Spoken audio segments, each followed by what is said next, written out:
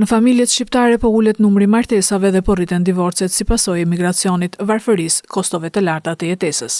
Sipas Instat, vitin e kaluar kishte 16.120 martesa, me rënje minus 7.7% në krahasim me 2023, ndërsa divorcet ishin 4.100 ose 65 më pak se në 2023.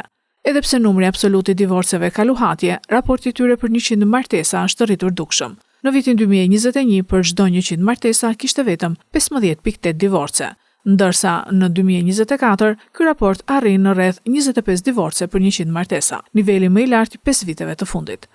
Përveç emigracionit që redukton bazën e popullsisë që martohet të rinjt, presioni ekonomik është bërë një faktor vendimtar si për mos lidhjen në martesë, ashtu edhe për divorcet. Të rinjt përballen me paga të ulta, qëra të larta, apartamente të papërballueshme për të bler dhe vështirësi serioze për të krijuar kushte të qëndrueshme për një familje. Si rrjedhoj, martesa shtyhet në kohë ose shmanget krejtësisht. Nga ana tjetër, divorcet po vinë në rritje nga vështirësitë financiare që nxisin tensione edhe brenda familjeve. Shumë çifte jetojnë të ndarë për shkak të migracionit ekonomik, çka shpesh çon në prishje të martesës ose në moskryerjen e saj. Emigracioni dhe rënja e lindjeve kanë bërë që baza e popullsisë së re brenda vendit të kurret. Gjithashtu mentaliteti po ndryshon. Të rinjt përqendrohen më shumë te karriera dhe pavarësia financiare, duke e shtyrë martesën deri në një moshë më të vonë ose duke preferuar bashkëjetesën pa formalizim.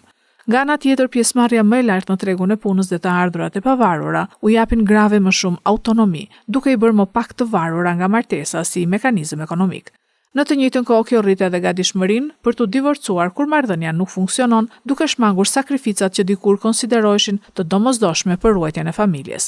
Gjithnjë më shumë, sidomos në zonat urbane, stresi është më i lartë, ritmi i shpejtë i jetesës dhe mungesa e mbështetjes sociale po shton presionet brenda familjes. Teksa normat shoqërore janë liberalizuar, stigma ndaj divorcit është dobësuar ndjeshëm. Sot divorci shihet si një zgjidhje e pranueshme dhe jo si dështim, gjë që e bën më të lehtë marrjen e këtij vendimi.